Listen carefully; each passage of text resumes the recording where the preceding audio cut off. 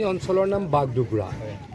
এটা অলপ ইণ্টাৰেষ্টিংলি মই যিখিনি জেগাত আছোঁ তাৰ পৰা সোঁফালে 200 মিটাৰত বেংগল আৰু বাওঁফালে 700 মিটাৰত বেংগল। এই আমাৰ 800-900 মিটাৰত মথাউৰি নাই গংগাধৰ নদীত। আমাৰ মানুহখিনি বিপদত থাকে। মই একজেক্টলি এইখিনিলৈকে অহা নাছিলোঁ, যোৱাবাৰ অকণমান দূৰলৈকে আহিছিলোঁ। আজি মই নিজ চকুৰে চালোঁ। আমাৰ এই 800 মিটাৰত মথাউৰি বনোৱাটো অতি প্ৰয়োজনীয়, কাৰণ দুই কাষে বেংগলে বনাইছে। গতিকে মই ৰাইজৰ আগত প্ৰতিশ্ৰুতি দি গ'লোঁ, অহা ডিচেম্বৰ মাহৰ পৰা এইকেইদিনটো আমি পাৰ্মানেণ্ট কাম নকৰোঁ, যিহেতু বানপানীৰ সময় চলি আছে।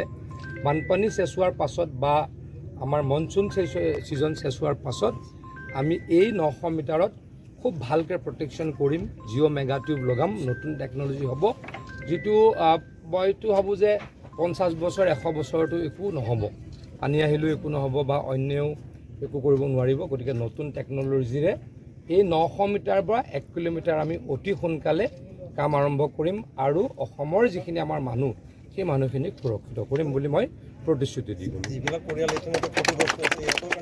আচলতে মই সেইটো নাচাওঁ, হৈছে আমাৰ ৰাজহ বিভাগে চাই, যদি কিবা তেনেকুৱা হৈছে ডেফিনেটলি মই DC মহোদয়ক ক'ম বা ৰাজহ মন্ত্ৰীক ক'ম বা প্ৰয়োজনত মুখ্যমন্ত্ৰী ডাঙৰীয়াকো ক'ম। মোৰ কামটো হ'ল মথাউৰি বনোৱা আৰু প্ৰটেকশ্যন, গৰাখহনীয়া ৰোধ কৰা।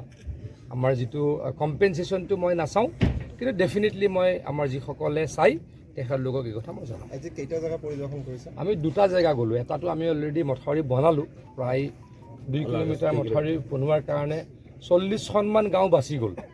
সেই জেগাটো চাই আহিলোঁ আৰু ইয়াত মথাউৰি বনাব লাগিব। এইটো হ'লে এই বাগডোগৰা অঞ্চলটো বাচিব। আৰু ইণ্টাৰেষ্টিং, মই আকৌ কৈছোঁ, সোঁফালে বেংগল, বাওঁফালে বেংগল। আমাৰ জেগাখিনিত মথাউৰি নাই, আমাৰ কাৰণে অলপ ভাল নালাগা কথাও। গতিকে অতি সোনকালে কৰি দিম বুলি মই। ৰ'ব, আপুনি যে এটা অপৰাধ কৰিবলৈ গৈ আছে, আপুনি জানেনে? এই নাবালিকা গৰাকীক এতিয়াই বিয়াত বহোৱাটো যে এটা অপৰাধ, আপুনি জানেনে? অপৰাধ কেনেকৈ? মোৰ ছোৱালী, মোৰ কথা। তুমি যিয়েই নোকোৱা ভূঞা, 18 বছৰৰ তলৰ যিকোনো কন্যা সন্তানৰ বিয়া দিলেই আইনগতভাৱে এক দণ্ডনীয় অপৰাধ। বিয়া দিয়াজন যিমান দায়ী, বিয়া পতাজনো সমানে দায়ী। এতিয়া তাই পঢ়া শুনা কৰাৰ বয়স, খেলা ধূলা কৰাৰ বয়স। তাইক খেলিবলৈ দিয়ক, পঢ়িবলৈ দিয়ক, আৰু চাব এদিন আপুনি তাইক লৈ গৌৰৱ অনুভৱ কৰিব পাৰিব। এতিয়াই তাইক সংসাৰৰ বোজা দি তাইৰ ভৱিষ্যত জীৱনটো অন্ধকাৰ কৰাৰ অধিকাৰ তোমাৰ জানো আছে? মোৰ ভুল হৈ গ'ল মাজনী, মোক ক্ষমা কৰিবা। শিক্ষা ল'ৰা ছোৱালী উভয়ৰে প্ৰাপ্য আৰু অধিকাৰ। আপোনাৰ কন্যা সন্তানক তাইৰ এই প্ৰাপ্যৰ পৰা বঞ্চিত নকৰাব।